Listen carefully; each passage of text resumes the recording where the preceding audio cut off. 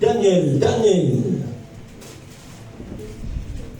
chapitre 9, le verset 1 à 2. J'aime ce monsieur Daniel, il a des révélations cadeaux. Daniel chapitre 9, à partir du verset 1 jusqu'au verset 2. Nous rendons grâce au Seigneur. La première année de Daïrus, fils d'Assyrus, de la sémence des Médès, qui fut fait roi sur le royaume des Chaldéens. La première année de son règne, moi Daniel, je compris par les livres que le nombre des années touchant lequel la parole de l'Éternel vint à Jérémie le prophète pour l'accomplissement des désolations de Jérusalem était de 70 années. Donc je continue. Non, au verset 2. Merci. Amen, amen. Parole du Seigneur. Ici, la Bible nous parle. La première année de Darius, fils d'Assyrus, de la race des Mèdes, lequel était devenu roi du royaume chaldéen. Chaldéen, ici, je vous ai dit que Chaldéen, c'est la nouvelle Babylone. Il est devenu roi de Chaldéen. La première année de son règne, moi, Daniel, je vis par les livres. Il vit par quoi? Les livres. Il vit par les livres. Il dit par les livres qu'il devait s'écouler 70 ans pour les ruines de Jérusalem. Daniel en lisant, c'est-à-dire Daniel feuillait des livres, feuillait, lisait des livres. Il est tombé sur le récit de Jérémie, Jérémie 25. Il est tombé sur le récit de Jérémie que les enfants d'Israël devaient écouler 70 ans de la captivité. Mais pourquoi après les 70 ans l'affaire ne finit pas? Daniel accomplit quelque chose. Si Daniel accomplit, c'est que ça a été déjà mentionné dans un livre. Daniel a su ça pas par révélation, mais parce qu'il lisait un livre. Amen.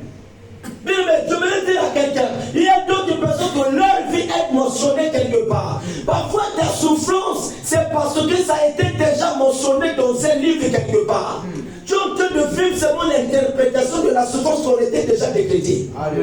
C'est pour ça que dans le monde spirituel, tu peux beaucoup prier, tu peux jeûner, tu peux veiller, mais il faut toucher de toi ton problème. Amen.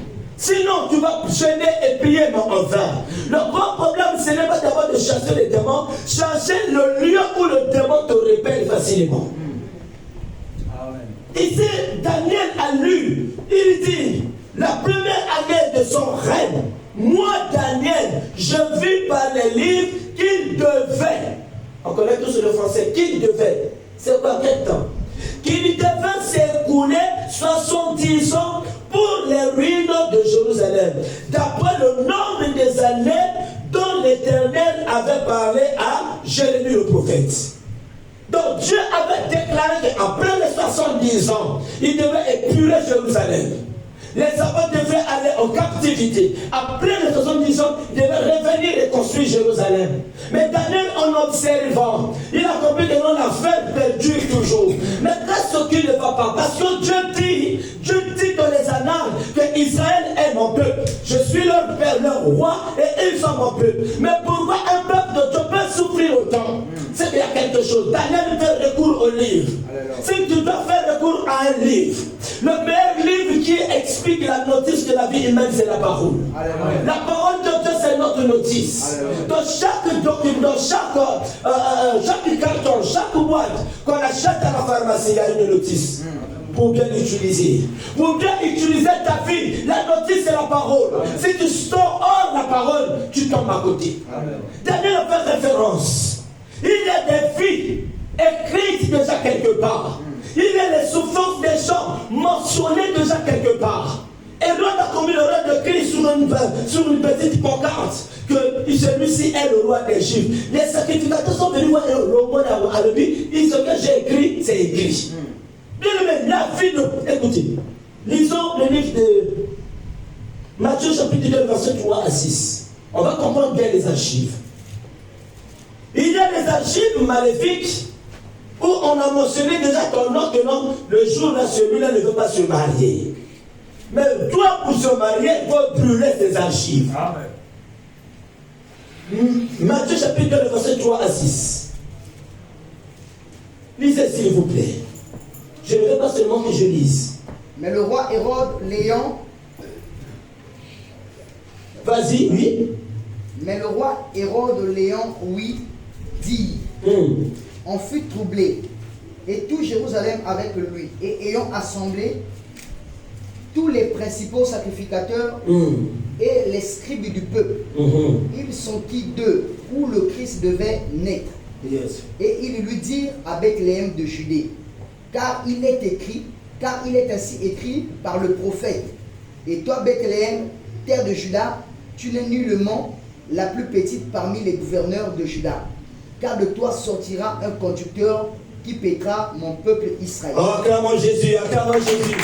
Il est écrit pour toi de prendre un président. Il est écrit, tu ne crois pas, alléluia. Amen. Il est écrit dans la vie d'une personne, de toi sortira un roi. Amen. Il est écrit de toi sortira un président. Amen. Mais si tu comprends ces choses, tu pries le Seigneur pour que ça puisse avoir l'accomplissement. Amen. Il est écrit, mon frère, dans ton ministère, il y aura beaucoup de ministres. Amen. Parce que tu es sur une communauté. Amen. Il est écrit que dans ta maison, il y aura des directeurs généraux. Amen. Mais si tu comprends cela, si tu ne comprends pas, le temps va t'aveugler et tu vas vivre la misère. Alléluia. Bien aimé, ici, les marques, ce n'est pas Hérode qui a vu l'étoile. Hérode n'a jamais connu l'étoile de Jésus. Mais Hérode s'est informé. Les mages ils sont venus vers Hérode. Ils ont demandé à Hérode où est né le roi des Juifs. Parce que nous avons vu son étoile. Hérode était troublé. Dans cette troupe, il a appelé les magistrats dans son royaume. Il appelait ceux qui savent lire. Il appelait les prophètes, ceux qui gardaient les archives. Il dit, fouillez un peu dans vos archives. Lisez d'abord pour que je sois informé du lieu où devait naître le roi des Juifs. Le problème, on te répète facilement parce qu'il y a un archiviste spirituel qui garde les archives familiales et il te contrôle par rapport à ce qui est écrit. Amen. Je déclare au nom de Jésus qu'aucun archiviste spirituel ne peut regarder ce qui est écrit pour toi. Car ce qui est écrit pour toi, on te le met du Seigneur. Dieu a pris sa cuisse, il a griffonné son nom.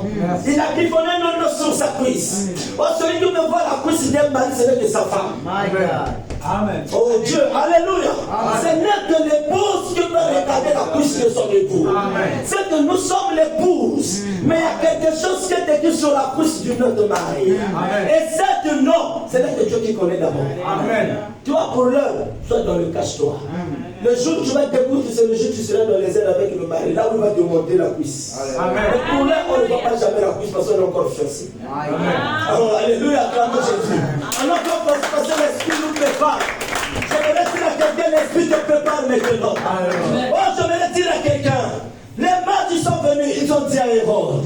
La Bible dit ceci, oh Dieu, Marie Mouchara. Jésus était né à Bethléem, en Judée, au temps du roi Hérode. Voici les mages d'Orient arrivèrent à Jérusalem et dirent, où est le roi des Juifs qui vient de naître? Pour le roi, pour les mages, ils ont confirmé que nous sommes venus voir le roi des Juifs qui vient de naître. Oh, Hérode était déjà roi des Juifs, placé par l'homme politique. Je voudrais dire à quelqu'un, toi qui es placé par Dieu, tu es plus puissant que celui qui est placé par des hommes. Oh mon Dieu, mon roi, celui qui est placé par des hommes, ça c'est un pouvoir éphémère. Il y a toujours une fin. Mais nous sommes placés depuis l'éternité. Depuis le temps de l'éternité, on était déjà placés. Nous tirons des origines depuis l'éternité passée. Dieu est dans l'éternité passée, et dans l'éternité présente, et dans l'éternité future. C'est pour cela qu'il est éternel, une période de sans fin. Alléluia. Écoutez, ils ont dit, alors nous avons vu son étoile en Orient et nous sommes venus pour l'adorer. Ils ont vu ton étoile à l'Orient et ils sont venus pour t'adorer. Je déclare que ton étoile attire des bonnes personnes. Écoutez, le diable connaît. Mais le but du diable est de faire à telle sorte que chez toi, tout autour de toi, il y a l'amertume. Mais je déclare que l'amertume quitte ta vie. Si tu crois, tu feras la main de Dieu. Alléluia. Le roi Hérode, ayant appris cela, fut troublé. Pour dire pourquoi il était troublé. Pourquoi il était troublé? Parce qu'il a pris qu'il y a un roi qui vient de naître, sinon sa place sera renversée. Donc tu vas renverser la place. Ça veut dire que dans ta famille, il faut renverser les choses. Je veux dire ici que Jésus, son entrant dans le temple, il renversait les tables et les sièges. C'est-à-dire l'ancienne alliance doit être renversée pour donner la place à la grâce. Amen. Alléluia. Et moi, je suis troublé dans ces troubles et tout Jérusalem avec lui. Il assembla tous les principaux sacrificateurs et les scribes. Dites avec moi les scribes. Les scribes sont les écrivains. Quand vous lisez dans la Bible, on dit les scribes sont des hommes spéciaux qui travaillent autour du roi pour écrire dans les annales, qui gèrent le secrétariat. Alléluia. Il appelait les scribes ceux qui connaissent la lecture des notes du peuple. Et il s'informa auprès d'eux. Et l'autre s'est informé auprès de qui? Auprès des scribes. Parce que lui-même ne connaissait pas. Il s'informait auprès d'eux. Qu'est-ce qu'il dit? Je recommence, j'aime te lire. Auprès d'eux, du lieu où le Christ devint naître. Ils lui dirent à Bethléem en Judée, car voici ce qui a été écrit. Oh, dites à même ce qui a été écrit. Les mages informent à Hérode. Le Christ devait se naître à Bethléem parce que à son sujet, ça a été écrit ainsi. Toi, Bethléem, de toi sortira un chef, car tu n'es qu'un petit, une petite ville. Amen. Bethléem veut dire la maison du Père. Amen. Et il devait falloir que le pain de vie soit bien formé à Bethléem. Ce n'est qu'une boulangerie qui peut fabriquer les pains. Une boucherie ne peut pas donner les pains. Mais Jésus, la Bible dit que c'est lui le pain de vie. Mais le pain de vie pouvait être naître là où on fabrique les pains. Alléluia. Nous sommes dans une boulangerie spirituelle où chaque jour, chaque matin, nous devons manger du bon pain. Ce n'est pas le pain qu'on achète demain après-demain, mais c'est le pain qui donne la vie. Ce pain, si tu manges, tu n'auras pas faim. C'est le pain de Jésus. Il dit, prenez ceci à mon corps et mangez. Si nous mangeons le corps de Jésus, nous rentrons dans la dimension spirituellement de Dieu. La spiritualité est basée quand nous mangeons le sang. Nous prenons